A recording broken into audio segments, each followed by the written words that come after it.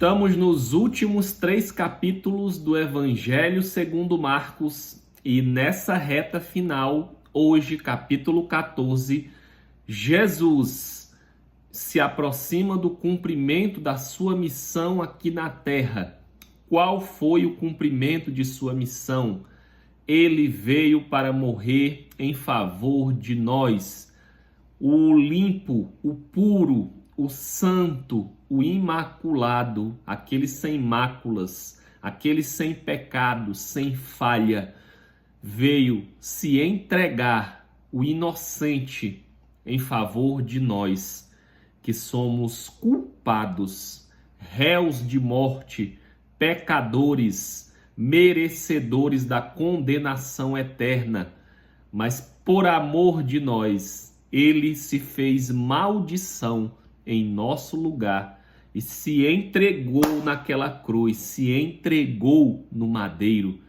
E a gente vai ver hoje que isso não é que Jesus foi enganado, não, ele se entregou voluntariamente como um cordeiro sem mácula, sem mancha, sem defeito, em favor de nós, para que pudesse pagar, aniquilar definitivamente a conta de todos os pecados da humanidade na vida de todo aquele que crê e recebe o seu sacrifício. Que Deus te dê graça e que esse tão grande amor e esse tão grande presente entre na tua vida, como diz a palavra, separando corpo, alma e espírito, e que o teu espírito seja alimentado pelo Espírito Santo de Deus. Estamos no capítulo 14, o contexto aqui em Marcos 14 é a Páscoa e a festa dos pães asmos ou ázimos, e o contexto dessa Páscoa foi lá na Antiga Aliança, quando Moisés foi falar com o faraó do Egito para que libertasse o seu povo, e o faraó disse que não libertaria. E aí Deus, por meio de Moisés, mandou 10 pragas contra o Egito de um modo geral, e a 10ª praga, foi a morte dos primogênitos, e todos os primogênitos do Egito Deus mandou matar, o próprio Deus, e porém, para que o povo de Deus não fosse acometido, Deus disse que eles pegassem um cordeiro, e Deus instituiu a Páscoa. Eles deveriam pegar um cordeiro, matar esse cordeiro, sacrificar, e o sangue do cordeiro deveria ser passado nos umbrais das portas. E esse sangue do cordeiro estava apontando para um cordeiro que um dia viria como sacrifício perfeito, o próprio Jesus. Então, e essa Páscoa ela foi celebrada, era e é celebrada até hoje pelo povo judeu, e ela foi ressignificada por nós cristãos, como esse momento que celebra a morte e a ressurreição de Jesus Cristo. Então o momento era esse, festa, celebrando a Páscoa e celebrando os pães asmos, que são pães sem fermento, que simbolizam a fuga do povo de Deus quando o rei do Egito os perseguiu, esse pão que não podia esperar fermentar. Também o fermento às vezes simboliza o pecado. Então era uma festa como se fosse aí uma festa sem pecado, No mundo, geralmente as festas têm pecado, mas a festa que era a festa dos pães asmos, sem fermento, sem pecado, também pode simbolizar essa ideia. E aí, durante essa festa, os judeus tentavam prender e matar Jesus, só que a gente já viu que eles não faziam isso, porque Jesus estava sempre rodeado de multidões. Então, chegou o momento em que eles encontraram um dos discípulos de Jesus disposto a entregá-lo em secreto. E esse discípulo foi Judas, E aí, Judas resolveu entregar Jesus em troca de dinheiro aos sacerdotes, Só que Jesus é o Deus onisciente, é o Deus onipresente, ele está em todo lugar e sabe de todas as coisas. Então, enquanto Judas estava fazendo um acordo com os sacerdotes para entregar Jesus em troca de dinheiro, Jesus, na sequência, chama os seus 12 discípulos e diz: olha, um de vocês irá me trair. Um de vocês irá me trair. Então, Jesus aqui já sabia, né, que alguns dos discípulos, na verdade, sabia que era o próprio Judas, o traidor, mas Jesus suportou tudo isso, né? Jesus, por várias vezes, ele anunciou a sua morte e ressurreição, né? Aqui ele diz: olha, eu já sei que um de vocês irá me trair. E aí, quando Jesus diz isso, os discípulos começam a se questionar: será que sou eu? Será que sou eu? Aqueles discípulos não acusavam uns aos outros, mas eles mesmos pensavam se seria eles, né, a fraquejar e a se vender para trair Jesus. E aí a história conta também aqui uma história, né, de que Jesus foi ungido com um perfume de nardo puro, né? Esse perfume era um perfume muito precioso. Os discípulos dizem aqui que ele poderia ser vendido por 300 denários. Um denário era um dia de trabalho de um soldado romano. Então, 300 denários era quase um ano de trabalho de um soldado romano. E esse perfume custava esse valor. Era um perfume preciosíssimo, né? Se fosse hoje, não sei, se custaria aí talvez 100 mil reais, 50 mil reais esse frasco de perfume que essa mulher tinha, né? Aqui no Evangelho de Marcos não conta, porém no Evangelho de João ele diz que essa mulher, ela era Marta, aliás, ela era Maria, perdão, irmã de Marta, certo? E aí essa mulher pegou esse perfume e ela derramou nos pés de Jesus e ela enxugou com seus cabelos. Quando ela fez isso, né, os discípulos começaram a olhar e disseram: meu Deus, é muito desperdício. Esse perfume poderia ser vendido por 300 denários. Só que o que foi que Jesus disse? Será que Jesus repreendeu aquela mulher? Os discípulos também disseram: poderia ter dado aos pobres. Mas Jesus disse: os pobres vocês sempre os terão na terra. Jesus disse que sempre existirão pessoas pobres. E ele diz que sempre teremos oportunidades para ajudar pessoas pobres. E ele diz: ela fez uma boa ação para comigo. Ela me ungiu para a minha sepultura. E essa daqui é pelo menos a 5ª vez que Jesus está anunciando que vai morrer. Esse perfume, esse nardo puro, ele era usado por pessoas muito ricas. E ele era usado, inclusive, para embalsamar os corpos, mas de pessoas que tinham muito dinheiro, né? Pessoas de condição financeira muito alta.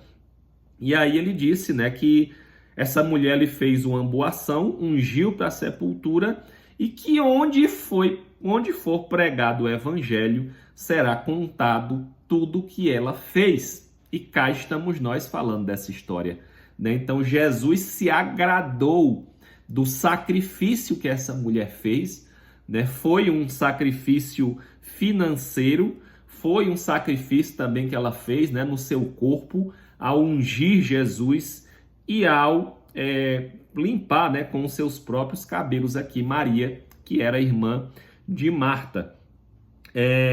E aí conta essa história aqui, né, e a gente fica aqui, né, como é que a gente pode trazer esse contexto para os dias atuais?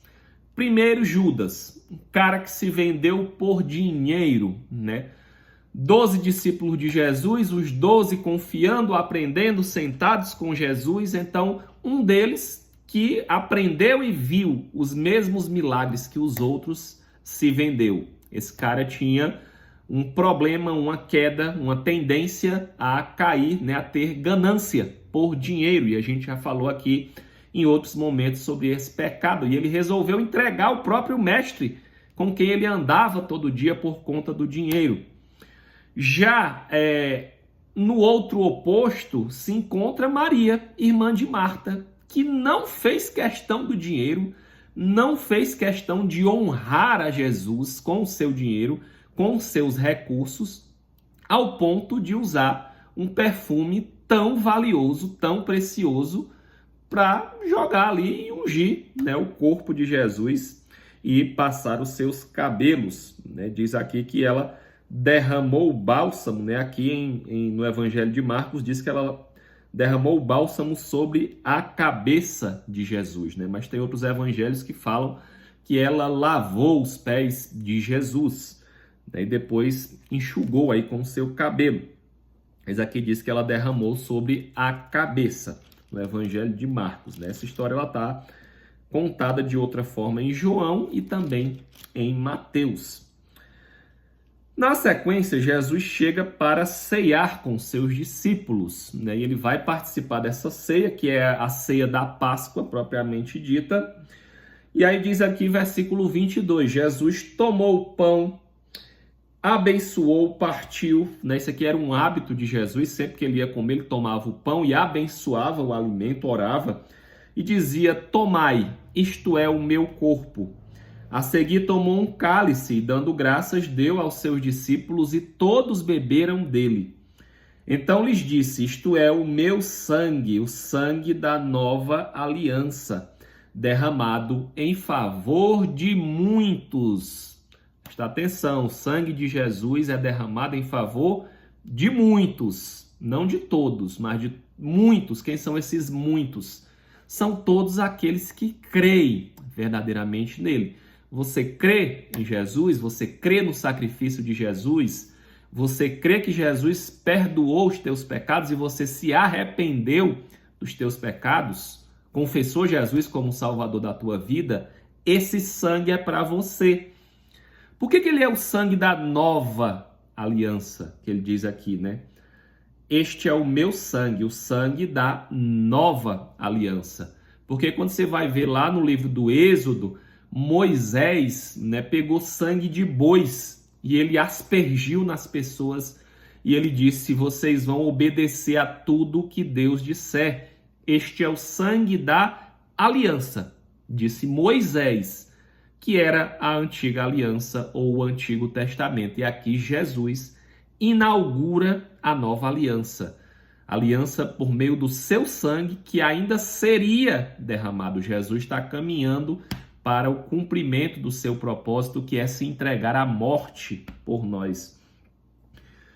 Em verdade vos digo que jamais beberei do fruto da videira. Qual é o fruto da videira?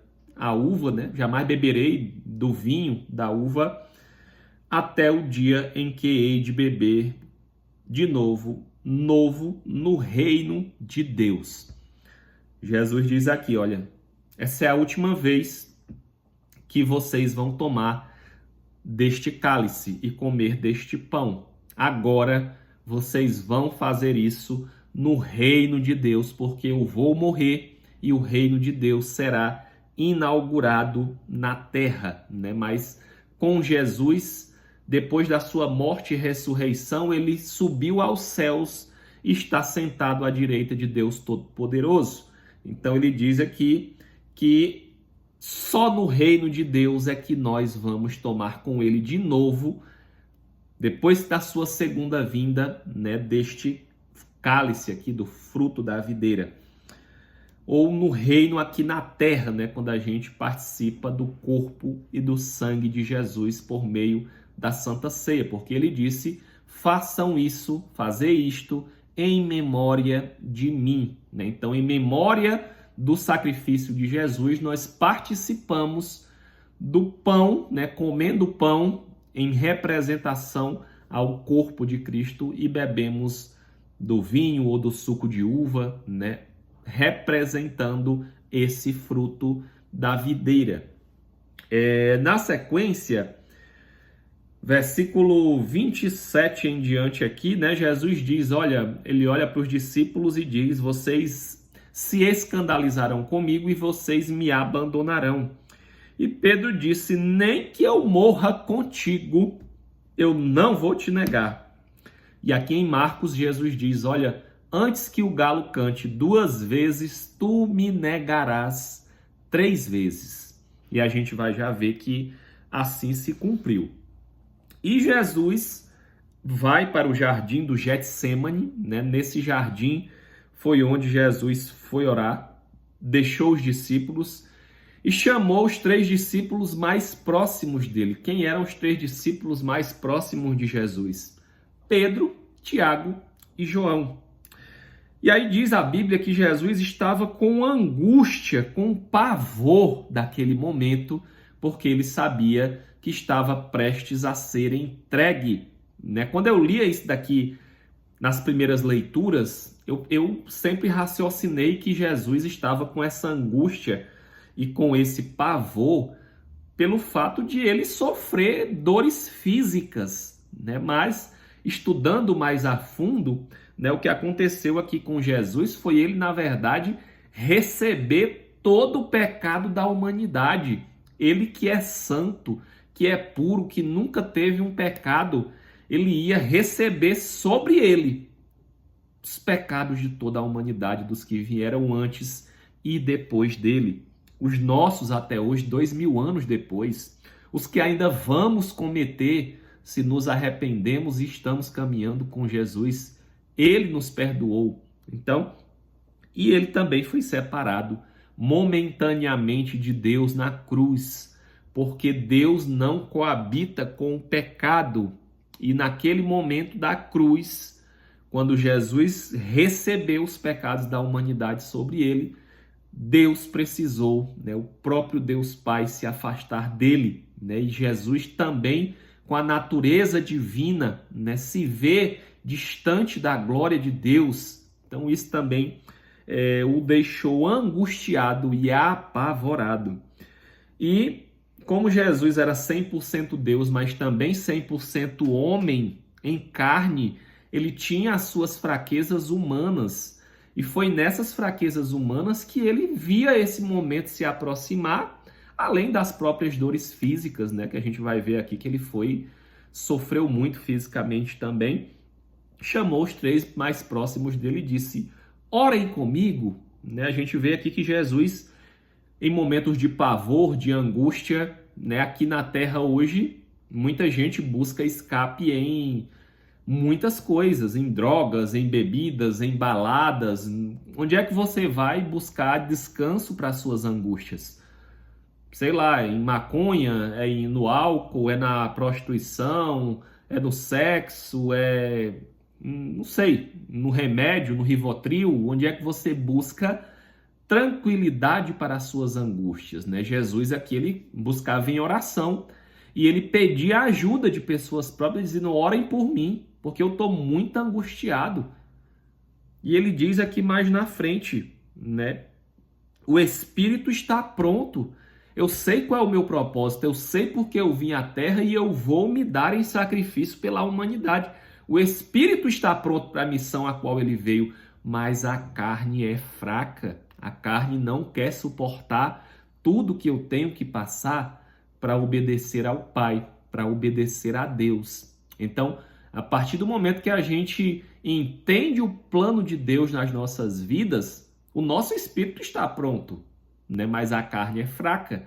Então, a gente tem que orar, vigiar, para que a gente consiga caminhar com Deus e não ceder à carne e deixar a nossa carnalidade, as nossas fraquezas humanas nos dominarem, mas andarmos no Espírito, né? Senão nós vamos cair e vamos acabar nos distanciando de Deus. Qual era a oração de Jesus? Pai, passa de mim este cálice. O que era o cálice aqui? Era o cálice que ele teria que beber, era ele sofrer tudo que teria que sofrer e ser pegado numa cruz. Contudo, não seja o que eu quero, e sim o que tu queres. É a mesma mensagem de João Batista, que eu diminua para que ele cresça. Não seja feita a minha vontade, mas seja feita a tua. O nosso maior problema é que muitas vezes a gente deixa a nossa natureza humana e a nossa carnalidade nos vencer. E a gente acaba querendo fazer a nossa vontade, não a vontade de Deus. E aí a gente entra em um caminho de se distanciar do caminho de Deus, que é caminho de verdade e vida. E aí Jesus orou uma vez, ficou orando. Quando ele chegou, o que os discípulos, os 3 amigos que ele chamou para ajudá-lo em oração, dormindo. E aí Jesus disse: vocês estão dormindo? Me acordem, vamos acordar, me ajudem em oração. Eu estou apavorado, eu estou angustiado. E aí os discípulos começaram a orar de novo, e daqui a pouco, quando Jesus para de orar, Jesus continua repetindo: Pai, passa de mim este cálice, contudo não seja feito o que eu quero, e sim o que tu queres. Quando ele olha para o lado, está o discípulo dormindo de novo. Até que Jesus pegou os discípulos dormindo 3 vezes. Os discípulos estavam cansados fisicamente, diz que os seus olhos estavam pesados, não conseguiram orar. Gente, orar é contrário à nossa carnalidade, à nossa natureza humana. Odeia orar, odeia oração, não suporta. Sempre que a gente decide orar é uma luta. Se é à noite, então é dar logo um sono. Então, mas a nossa luta é perseverar em oração, em batalha, né? Porque é assim que nós nos relacionamos com Deus. E só teremos vitória na caminhada cristã se tivermos uma vida de oração. Se o próprio Jesus, que era Deus, tinha uma vida de oração, vivia se isolando nos montes para orar, que será de nós se não orarmos, se não tivermos uma vida de oração? Então a carne é fraca. A carne, a nossa carne, não espere a sua carne ter vontade de orar não, porque se você esperar, ela nunca vai querer orar. Nunca. Decida e execute, porque a sua carne não vai querer. Na sequência, Jesus foi preso, versículos 43 ao 50. Chegou Judas com os sacerdotes, com espadas e com porretes.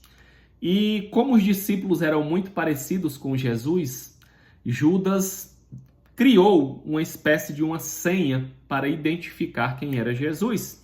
E ele disse: aquele a quem eu beijar é ele.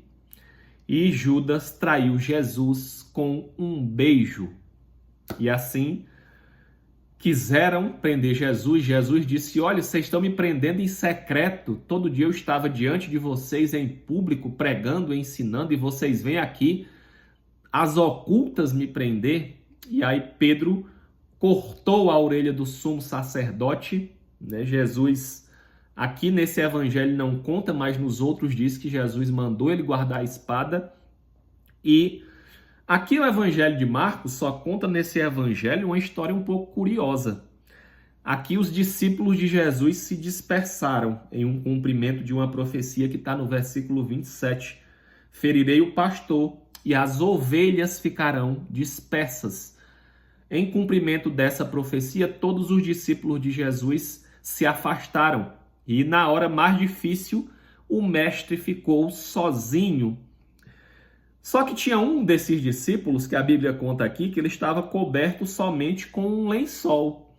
E que quando lhe tentaram pegar ele correu. Quando tentaram pegar, puxaram no seu lençol. E diz aqui que ele largou o lençol para fugir e ficou pelado, ficou desnudo aqui, né? Uma história curiosa aqui de um dos discípulos de Jesus. Correu com medo na hora que chegaram para prender Jesus. Pegaram ele ali, seguraram pelo lençol que ele estava se cobrindo e o camarada saiu correndo pelado, né? Uma história aqui, no mínimo, engraçada ou inusitada, né? E aqui levaram Jesus para o sumo sacerdote e lá eles começaram a procurar testemunhas para condenar Jesus por algum motivo. Começaram a trazer testemunhas falsas, várias testemunhas falsas, e nada eles conseguiram para acusar Jesus. Até que conta aqui no versículo, Jesus ficou em silêncio, ficou como uma ovelha muda, como a Bíblia descreve. Versículo 61, né, diz aqui que o sumo sacerdote lhe disse: És tu o Cristo, o Filho do Deus bendito? Jesus respondeu: Eu sou. E vereis o Filho do Homem assentado à direita do Todo-Poderoso e vindo com as nuvens do céu. Aqui Jesus falou a verdade. Quando Jesus falou a verdade, ele já está à direita de Deus e ele virá com as nuvens. É isso que diz a palavra. E aqui eles disseram que Jesus blasfemava. E aí eles o acusaram de blasfêmia e eles começaram a cometer toda espécie de violência contra Jesus. Versículo 65. Começaram a cuspir nele, começaram a dar socos, começaram a insultar, começaram a dar bofetadas. E aqui começou um grande martírio, um grande sofrimento físico de Jesus, até o momento da crucificação.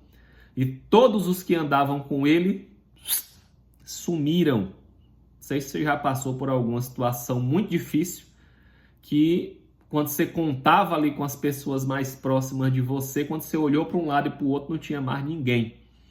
E a Bíblia diz que Pedro o seguia de longe. Como é que você está seguindo Jesus? Você está pertinho dele? Ou você está seguindo assim só de longe? Igual Pedro, lá longe. Olha que quem segue Jesus de longe acaba negando Jesus. Acaba negando o nome dele. Foi o que aconteceu com Pedro. Pedro ia seguindo de longe, as pessoas chegavam e diziam: tu é um deles. Ele: eu não. Ei, tu fala igual a ele. Eu não. Tu parece muito com ele. Eu nem o conheço. E o galo cantou. E diz aqui que quando o galo cantou, aí Pedro se lembrou do que Jesus tinha dito e ele desatou a chorar, porque ele se arrependeu aqui, né? Ele ficou profundamente abalado, porque ele percebeu que se cumpriu o que o Mestre, o que Jesus havia dito. Ficou profundamente triste. Quando a gente erra, quando a gente falha com Jesus, quando a gente age de um modo diferente, que ele, né, dá aquela dor do pecado, aquele arrependimento, né, mas ele prometeu que ele vai nos perdoar. Né? Ele diz: filhinhos, não pequeis, porém, se vocês caírem em pecado, saibam que vocês têm um advogado nos céus. E assim, mais adiante, Jesus perdoa Pedro, vai em busca de resgatar Pedro novamente e sobre ele, né, edificou a sua igreja, essa igreja maravilhosa que nós conhecemos hoje, que está nos 4 cantos da terra. Que Deus te abençoe em nome de Jesus, que você possa receber na sua vida tão grande amor, tão grande sacrifício, e que você possa retribuir esse amor, vivendo uma vida de obediência a Deus. Essa é a única forma como nós podemos retribuir esse amor. A Bíblia diz que ele nos amou primeiro. Agora, será que nós estamos retribuindo esse amor? Será que nós amamos a Deus pelo menos um pouquinho do que ele nos amou? Ou nós o temos rejeitado reiteradamente na nossa vida? Que Deus te abençoe em nome de Jesus e até amanhã, se Deus quiser. Um grande abraço.